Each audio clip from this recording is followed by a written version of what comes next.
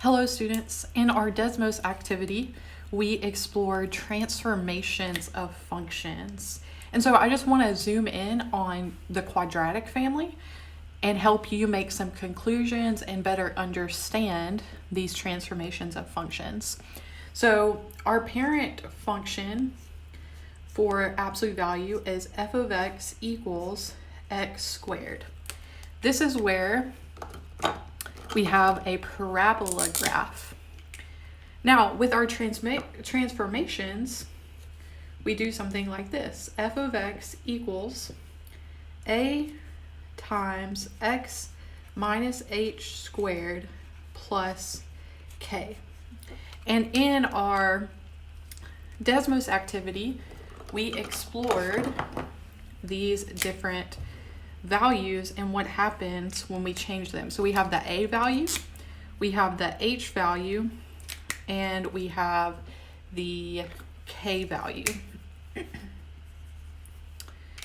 So if I were to make a transformation, let's say that I wanted to take my parent function, which is on the origin, and I wanted to move it up.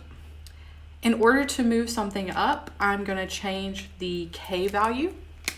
So this moves up or down. So an example would be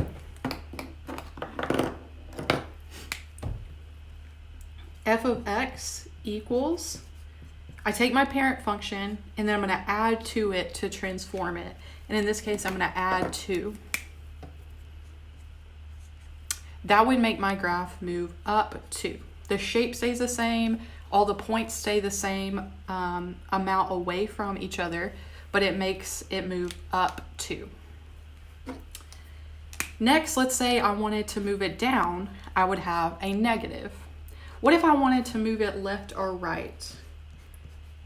If I wanted to move it left or right, I'm going to have to use my h value.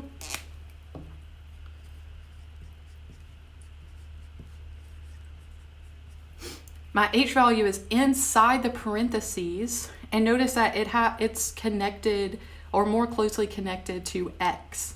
That's because h moves it left or right, which on our coordinate plane is our x-axis, the one that goes left and right.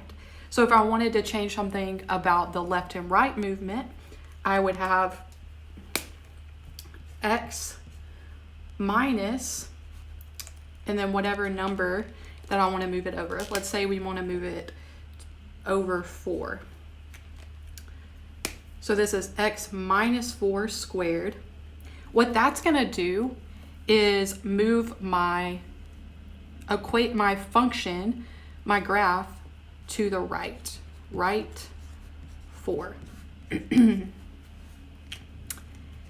then finally, we have a situation f of x equals, let's say we wanted to stretch or grow our graph. We would multiply something times x squared.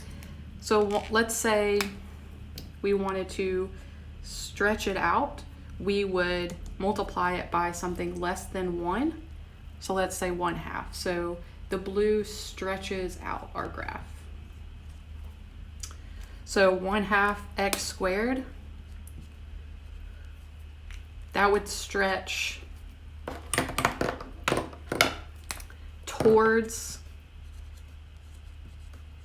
the x-axis.